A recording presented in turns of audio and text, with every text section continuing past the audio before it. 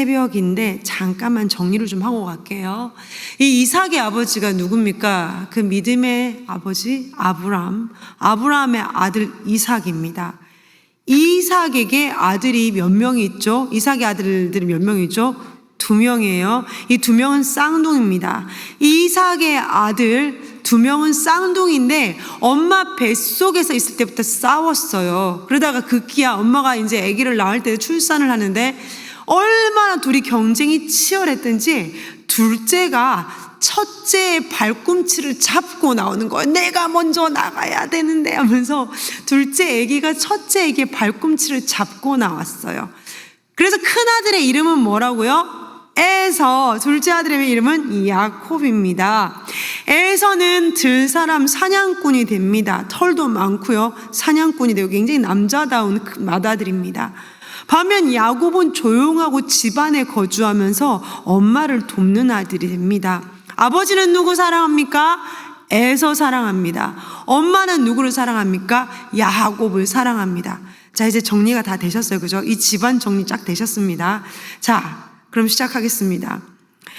아버지 이삭은 에서를 사랑합니다. 그래서 그 집안에 흐르는 축복, 그 이삭의 아버지 아브라함에게 하나님이 하셨던 축복, 내가 너로 큰 민족을 이루게 하겠다라는 그 축복의 그 줄기가 흐르는 그 집안의 그 축복을 이삭은 자기가 사랑하는, 편애하는 맏아들한테 주고 싶은 거예요. 그래서 어느 날 이삭은 말합니다. 에서야, 사냥해 와라. 그걸로 맛있는 거 만들어 와. 내가 그거 실컷 먹고 너에게 축복해 줄게. 그걸 밖에서 누가 듣습니까? 엄마 리브가가 듣고 어떻게 해요? 그거 어떻게 해요? 아버지를 속여서 자기가 사랑하는 둘째 아들 야곱이 아버지의 그 집안에 흐르는 그 엄청난 축복, 장차 예수 그리스도가 오게 되고 예수 그리스도로 인하여 천하 만민이 하나님의 자녀가 되는 그 엄청난 축복의 물줄기를 둘째 아들에게 속여서 받게 합니다. 이 다음의 이야기입니다. 야곱이 축복을 받자마자, 야곱이 축복을 받고 이제 아버지 방에서 딱 나가니까 이제 누가 등장할 차례입니까? 에서가 들어옵니다. 에서가 이제 사냥한 고기를 잡고 아버지 좋아하는 별미를 만들어서 아버지 저가 왔습니다. 그러자 32절 말씀, 32절, 그의 아버지 이삭이 그에게 이르되 너는 누구냐? 그가 대답하되 나는 아버지 아들 곧 아버지의 맏아들 에서로소이다. 33절, 이삭이 심히 떨며 이르되 그러면 사냥한 고기를 내게 가져온 자가 누구냐? 내가 오기 전에 내가 다 먹고 그를 위하여 축복하였은즉 그가 반드시 복을 받을 것이니라. 이삭이 심히 떨었다고 합니다. 자, 이삭이 왜 떨었을까요? 이삭 왜 떨었을까요? 단지 둘째 아들 야곱한테 속았다라는 배신감 때문에 떨었을까요? 한번 생각해 보세요. 새벽이지만 정신을 바짝 차리세요. 왜 이삭이 벌벌벌 떨었을까요? 이삭은 단지 이 둘째 놈한테 내가 또 속았네 배신감 때문에 떤 것이 아닙니다. 그는 하나님의 뜻을 알았어요. 하나님의 뜻을 알았지만 하나님의 뜻을 꺾고 자신의 뜻을 관철하려고 온갖 노력을 다했지만 결국 하나님의 뜻 앞에 자신의 뜻이 무력하게 넘어지는구나. 하나님의 뜻 앞에 내 뜻이 관철이 안 되는구나. 그 사실을 알고 그는 떨었습니다. 그렇다면 이삭이 벌벌벌 떨 수밖에 없었던 하나님의 뜻은 무엇이었겠습니까? 창세기 25장 23절 잠깐만 볼게요. 창세기 25장 23절 이건 좀 보셔야 돼요. 창세기 바로 앞이니까 한번 찾아보세요. 창세기 25장 23절에 가면 하나님께서 이렇게 말씀하십니다. 야곱과 에서가 엄마 뱃속에 아직 있을 때 너무 애기들이 싸우니까 뱃속에서 하나님께 이렇게 말씀하시죠. 여호와께서 그에게 이르시되 두 국민이 내 태중에 있구나. 두 민족이 내 복중에서 나누이리라. 이 족속이 저 족속보다 강하겠고 큰 자가 어린 자를 섬기리라. 자, 그렇다면 하나님의 뜻은 누구에게 있었습니까? 작은 아이 야곱에게 하나님의 뜻이 있었던 거예요. 이 집안에, 이 가문에 흐르는 예수 그리스도가 장차 오실 이 가문의 축복은 누구를 통하여 성취된다? 작은 아들 야곱을 통하여 성취된다. 그것을 이삭은 이미 알았던 거예요. 얘네들이 뱃속에 있을 때부터 하나님은 이미 하나님의 뜻은 이거다라고 이미 알려주셨는데, 이삭은 자신의 편애로, 에서를 사랑하는 자신의 편애로 하나님의 뜻을 꺾고 자신의 뜻을 관철시키려고 했지만, 결국은 하나님의 뜻이 이루어지는 이 엄청난 상황 앞에 그는 하나님 앞에 감히 내가 그분 앞에서 내 잔꾀를 썼구나, 내 뜻을 관철시키려고 했구나, 그 앞에서 이삭은 벌벌 떨었습니다.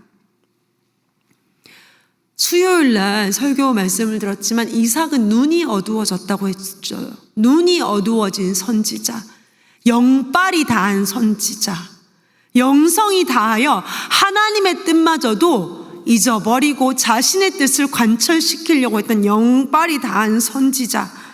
이런 선지자가 어디 있어요? 상황이 생각을 해보세요.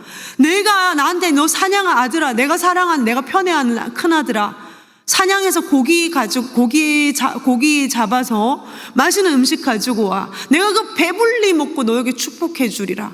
이런 선지자가 어디 있습니까? 선지자라면 적어도 눈이 어두워져서 그렇게 못 알아보지는 않아야죠. 여러분 그거 생각나세요? 그 여로보암의 아내가 나중에 그렇게 하잖아요. 뒤에 가면 그 여로보암의 아내가 자기 아들이 죽을 것 같으니까 그 선지자 아이야에게 이 아들을 살 방법이 없을까 하고 변장을 하고 가는데, 그 아이야가 뭐라고 말해요? 여로보암의 아내요, 너 왜 딴 사람인 척 하느냐? 그애 죽는다. 선지자는 이러한 존재입니다. 아브라함이 나중에 아비멜렉에게 속이려고 했을 때 아비멜렉에게 하나님 그렇게 말해요. 그는 선지자다. 그 집안에 흐르는 하나님의 뜻, 하나님의 말씀이 흐르는 선지자의 가문인데 이렇게 배불리 먹고 내가 너를 축복하리라, 말이 안 되죠. 영빨이 다해도 이렇게 다 할 수가 없습니다. 이삭은 자기 나름대로 최선을 다했어요. 자기 뜻을, 자기 사랑하는 아들 에서에게 축복하려고 자기 뜻 정말 노력을 다했다니까요. 야곱이 에서인 척 변장을 하고 갔을 때, 여러분 야곱이 뭘 어떻게 하고 갔습니까? 이게 뭐예요? 형은 털이 많으니까 염소털을 붙여가지고, 형은 털이 많은 사람이니 염소털을 붙여서 아버지를 속입니다. 근데 여러분, 하나님은 그대로 갚으시죠. 자, 야곱이 염소털을 가지고 아버지를 속입니다. 나중에 야곱이 자기 아들들한테 뭘로 속습니까? 아들들이 아버지 이거 요셉 옷 아닙니까? 그때 염소 피를 묻혀서 아버지에게 갖다 주죠.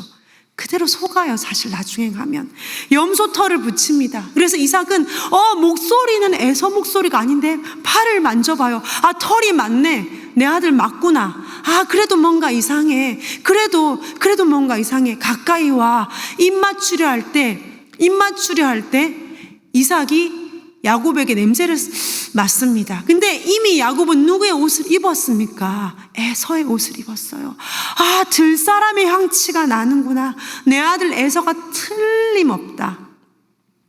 이삭 나름대로 엄청난 노력을 했어요. 속지 않으려고, 반드시 에서에게 축복하려고. 하지만 하나님의 뜻을 저버릴 수가 없구나, 하나님의 뜻을 내가 꺾을 수 없구나, 그것을 알고 나니 이삭은 심히 떨었던 것입니다. 하나님의 뜻이 이루어지는 그 상황, 그 현장 가운데서 이삭은 심히 떨었습니다. 하나님의 뜻 앞에 두려움을 느낀 이삭에게 영성이 살아납니다. 이제 에서가 울면서 아버지한테 말하죠. 아버지, 내게도 주소서, 내게 축복을 주소서. 남은 축복이 있을 것 아닙니까? 아버지, 내게도 축복을 주소서. 그때 이삭이 에서에게 준 축복을 우리가 한번 볼게요. 39절 말씀에, 39절과 40절 말씀에 그의 아버지 이삭이 그에게 대답하여 이르되 너의 주소는 땅의 기름짐에서 멀고 내리는 하늘 이슬에서 멀 것이며 너는 칼을 믿고 생활하겠고 내 아우를 섬길 것이며 내가 매임을 벗을 때에는 그 멍에를 내 목에서 떨쳐버리리라. 자, 여러분, 이걸 보세요. 이게 축복입니까? 저주입니다. 저주입니다. 저주예요. 너의 주소는 땅이 기름짐에서 멀고 내리는 하늘 이슬에서도 멀 것이고 너는 칼을 믿고 생활하겠고 아우를 섬길 것이고. 저주입니다. 자, 하나님의 뜻 앞에 두려움을 느낀 이삭 앞에 다시금 영성이 살아납니다. 정말로 이 아버지의 예언대로 나중에 에서의 자손들인 에돔 족속들은 어디 삽니까? 세일산에 살아요. 세일산은 돌산입니다. 땅의 기름짐에서 먼 땅이에요. 하늘 이슬에서 먼 땅이라니까요. 돌산에서 아버지의 예언이 그대로 이루어지죠. 그리고 정말 에서의 자손인 에돔 족속은 이스라엘에게 이렇게 섬깁니다. 그 밑에 들어가요. 나중에 언제 그 매임을 놓입니까? 나중에 이스라엘의 왕정 시대 말기쯤 돼서 에돔 족속들은 이렇게 나오게 돼요. 정말 아버지의 예언대로 다 이루어지더라는 것입니다. 하나님의 뜻 앞에 두려움을 느낀 이삭에게 영성이 다시금 회복되더라는 것입니다. 여러분, 이삭은 그 복을 번복하지 않았어요. 야곱에게 줬던 축복, 내가 너무 사랑하는 에서에게 이 축복을 못 줬네, 그 복을 번복하지 않습니다. 왜 안 번복했겠습니까? 분명히 하나님의 뜻이 이루어지는구나. 두렵다. 하나님의 뜻이 정말 두렵다. 내가 감히 그 앞에서 내 뜻을 관철시키려 했다니 하나님이 두렵도다. 그는 그것을 깨달았기 때문에 번복하지 않습니다. 그리고 정말 하나님의 뜻대로 야곱에게 그 복이 가고 에서에게 저주가 가게 하셨죠. 하나님은 이것에 대해서 뭐라고 하나님 말씀하시냐면, 나중에 히브리서, 집에 가서 찾아보세요. 히브리서 11장 12절에 보면 이렇게 말씀하십니다. 히브리서 11장 12절 말씀에 가면 믿음으로 이삭은 장차 있을 일에 대하여 야곱과 에서에게 축복하였으며, 이렇게 엉망진창으로 만들어 버렸음에도 불구하고 마지막에 가서 하나님이 두렵도다, 하나님의 그 두려움 앞에 번복하지 않은 이 이삭의 이 모습에 대해서 하나님은 그것도 믿음이야. 믿음으로 이삭은 장차 있을 일에 대하여 야곱과 에서에게 축복하였다고 합니다. 여러분, 정말 이게 믿음입니까? 우리 인간의 눈으로 봤을 때 이렇게 엉망진창으로 아버지가 만들어버렸는데, 근데 하나님은 이 모습마저 뭐라고요? 믿음으로라고 인정해 주시더라는 것입니다. 하나님은 우리 삶에서도 마찬가지예요. 우리가 하나님의 뜻을 분명히 알아요. 그죠? 우리는 하나님 말씀을 압니다. 하나님의 뜻을 압니다. 그럼에도 불구하고 우리는 오히려 상황을 엉망진창으로 만들어버릴 때가 너무나 많습니다. 그럼에도 불구하고 우리가 하나님의 두려움 앞에, 하나님의 말씀 앞에, 그분의 뜻 앞에 작은 순종을 하려고 몸부림칠 때 하나님은 그것을 믿음으로라고 인정해 주신다라는 것입니다. 엉망진창으로 만들어버려도 하나님의 사랑 앞에, 하나님의 두려우심 앞에 두려움을 느끼고 하나님 앞에 고개 숙이고 순종하고 하나님 잘못했어요 라고 할 때 하나님은 우리의 그 모습을 믿음으로라고 인정해 주시는 좋으신 아버지시라는 것입니다. 하나님은 우리를 볼 때 우리의 부족함을 보는 것이 아니라 예수 그리스도의 보혈로 덮어진 예수 그리스도의 그 은혜와 사랑으로 우리를 보시고 믿음으로라고 하나님 우리를 덮어주신다라는 것입니다. 오늘 어떻습니까? 여러분이 이삭의 가족이 어떻습니까?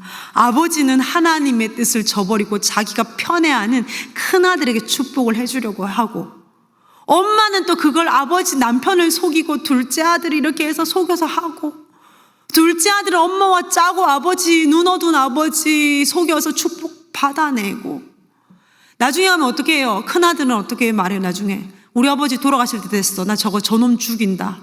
둘째 죽이려고 큰아들은 들고, 세 글자로 딱 요약할 수 있죠. 콩가루예요. 정말 콩가루. 정말 이 집안이 엉망진창입니다. 여러분, 왜 이 집안이 이렇게 되었을까요? 이 근본적인 원인이 뭐라고 생각해요? 이 집이 이렇게 엉망진창이 된 이유가 뭐예요? 물론 리브가가 기도하지 않고 자기가 막 펄럭거리면서 다녀서 막 이렇게 일을 이렇게 만든 것도 있고 뭐 이 여러 가지 이유가 있겠지만 가장 근본적인 건 뭐예요? 이삭이에요. 하나님께서 그 집안의 영적인 가장으로 세우신 사람이, 하나님이 그 집안에 너가 영적인 가장이다라고 세운 사람이 하나님 뜻 앞에 깨어있지 않으면 모든 가족이 힘들어집니다.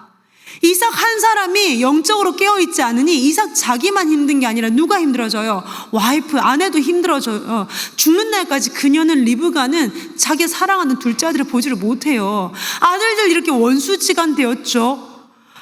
영적 가장 한 사람이 바로 서 있지 못하니 온 가족이 이렇게 힘들어져요. 하나님께서 가족의 공동체, 적어도 이 새벽에 하나님의 전에 기도하러 나오신 분들 여러분들이시라면 하나님께서 여러분들의 가정의, 직장의 공동체의 영적인 가장으로 세우신 분들이실 것입니다. 여러분들이 너무 중요합니다. 여러분 한 사람이 하나님 뜻 앞에 세워지지 않으면 여러분만 힘든 게 아니라 온 가족이, 온 공동체 일원이, 나와 함께하는 모든 자들이 힘들어집니다.